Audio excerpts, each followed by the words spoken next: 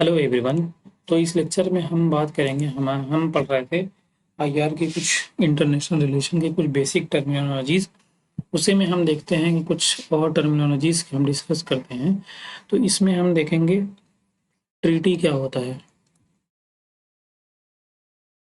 Treaty क्या होता है, कन्वेंशन क्या होता है, प्रोटोकॉल क्या होता है। ट्रीटी क्या होता है? ट्रीटी बेसिकली, सपोज कोई कंट्री ए है और एक कंट्री है बी, तो ये दोनों कंट्री के बीच में क्या होता है, एक फॉर्मल एग्रीमेंट साइन होता है। फॉर्मल एग्रीमेंट साइन होता है। फॉर्मल एग्रीमेंट साइन होता है। अच्छा, ये जो एग्रीमेंट होता है इसमें क्या होता है, सम रूल्स और ऑब्लिगेशन बताए गए थे। ऑब्लिगेशन होते हैं कुछ, इसमें क्या होता है, कुछ रूल्स और ऑब्लिगेशंस बताए गए होते हैं जो ये दोनों, जिसमें ये लोग एग्री करते हैं। अच्छा, ये ट्रीटी जो है, एक या एक से ज़्यादा कंट्री भी इसको मिलके साइन कर सकते हैं। तो इसको हम क्या कहते हैं, ट्रीटी बेसिकली। और इसमें क्या होता है कि अगर मान लो कोई कंट्री ए है, उसकी गवर्नमेंट चेंज हो जाती है, तो भी वो ट्रीटी उस आने वाली गवर्नमेंट अगर कोई है, तो वो भी वो ट्रीटी उस पे ऑब्लिगेशन होगी, उस पे ऑब्लिगेशन होगी। दूसरी चीज़ इसमें यह है कि ये जो ट्रीटी होती है, ये जो ट्रीटी गवर्न होती है, अगर मान लो ये ट्रीटी अगर वायलेट होती है, तो उसकी जिम्मेदार, उसकी लायबिलिटीज भी उस कंट्री को ही भुगतना पड़ता है जो इस ट्रीटी को वायलेट करते हैं। और ये ट्रीटी गवर्न कौन करता है, ये ट्रीटी गवर्न होती है through Vienna convention. Vienna convention 1969। इस वियना कन्वेंशन 1969 के थ्रू ट्रीटीज जितनी भी हो साइन होती है, वो सारी ट्रीटी को गवर्न किया जाता है। अच्छा, अब हम आगे बढ़ते हैं इसी में। कन्वेंशन, कन्वेंशन क्या होता है? कन्वेंशनली बेसिकली ट्रीटी का एक लार्जर और एक्सटेंडेड टर्म है।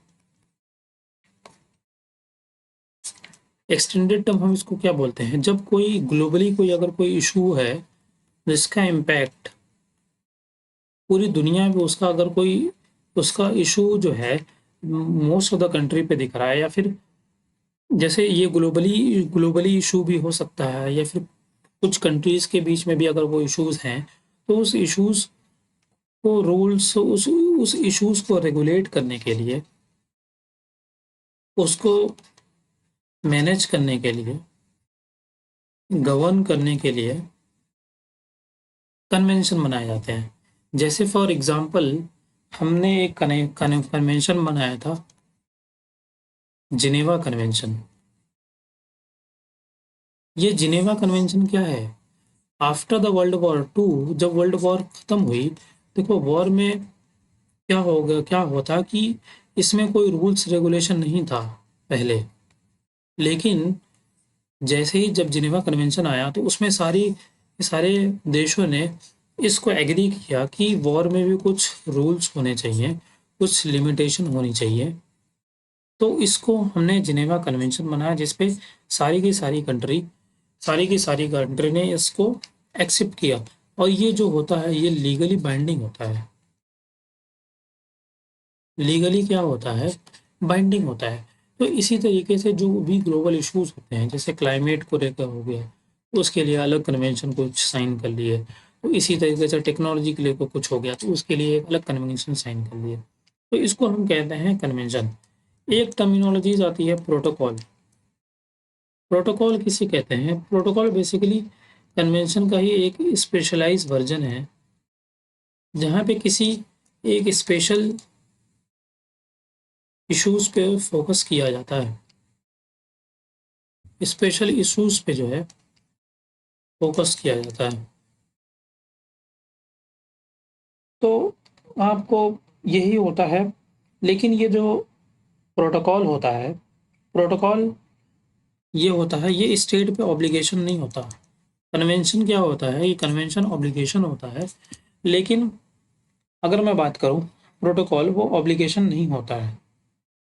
आई होप आपको ये चीज़ समझ में आई होगी कि ट्रीटी जो होता है, ट्रीटी हो गया, अगर मैं ट्रीटी की बात करूं तो ट्रीटी जो है ये कोई कॉन्फ्लिक्ट को, किसी दो देश के बीच में अगर कुछ कॉन्फ्लिक्ट चल रहा है तो उसको एंड करती है, डिसएग्रीमेंट को एंड करने के लिए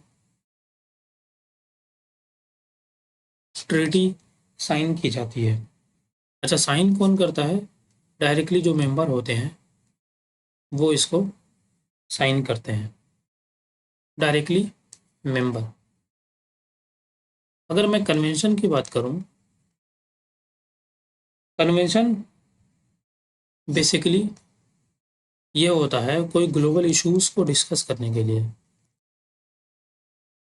ग्लोबल इश्यूज उसमें डिस्कस होता है और दैट लीड्स टू एग्रीमेंट। जैसे हमने जिनेवा कन्वेंशन का एग्जांपल दिया था। और तो ये जो एग्रीमेंट होता है ये सारी की सारी कंट्री को रेटिफाइड करना पड़ता है। अगर मैं लीगलिटी की बात करूं तो ये दोनों कन्वेंशन हो गया, ट्रीटी जो हो गया, ये लीगली बाइंडिंग होते हैं। लीगली क्या होते हैं? ये बाइंडिंग होते हैं। तो आई होप आपको ये मतलब इसका समझ में आया हुआ होगा। ट्रीटी किसे कहते हैं, कन्वेंशन किसे कहते हैं और प्रोटोकॉल किसे कहते हैं। Thank you so much.